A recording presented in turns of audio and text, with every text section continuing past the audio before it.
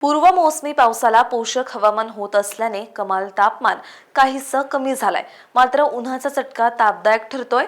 आज 22 एप्रिल रोजी कोकण, मध्य महाराष्ट्र, मराठवाडा आणि विदर्भात वादळी वाऱ्यासह पावसाचा अंदाज असल्याने सतर्कतेचा इशारा म्हणजेच येलो अलर्ट हवामान विभागाने दिलाय.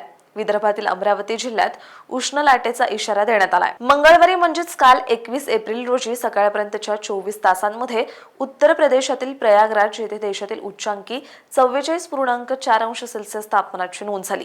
महाराष्ट्र आणि कर्नाटक दरम्यान केंद्राकडून बाहेरच्या दिशेने वाहणारी चक्रकार वाऱ्याची स्थिती कायम आहे. तर वायव्य भारतात समुद्र सपाटीपासून 12.6 किलोमीटर उंचीवर ताशी 95 नॉट्स वेगाने जोरदार पश्चिमी वारे वाहत आहेत. मंगळवारी म्हणजेच काल 21 एप्रिल रोजी सकाळपर्यंतच्या 24 तासांमध्ये सिंधुदुर्ग, परभणी, हिंगोली, अमरावती, यवतमाळ यांसह काही जिल्ह्यात पावसाच्या सरी कोसळल्या. अमरावती येथे राज्यातील उच्चांकी 43.4 अंश सेल्सिअस तापमानाची नोंद झाली. अकोला आणि भंडारा येथे 43 अंशापेक्षा अधिक तापमानाची नोंद झाली. भंडारा, ब्रह्मपुरी, गडचिरोली, गोंदिया, यवतमाळ येथे तापमानाचा पारा 43 अंशापार होता. गोंदिया, नागपूर, वर्धा या जिल्ह्यांमध्ये 42 अंशापेक्षा अधिक तापमानाची नोंद झाली.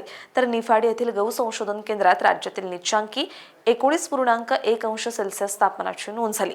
आज 22 एप्रिल रोजी विदर्भातील अमरावती जिल्ह्यात उष्ण लाटेची शक्यता असल्याने तर दक्षिण कोकण, मध्य महाराष्ट्र, मराठवाडा आणि विदर्भात विजांसह वादळी पावसाची शक्यता असल्याने सतर्कतेचा इशारा म्हणजेच येलो अलर्ट हवामान विभागाने दिलाय. उर्वरित राज्यात ढगाळ आकाश, उन्हाचा चटका आणि तुरळक ठिकाणी विजांसह पावसाचा अंदाज कायम आहे.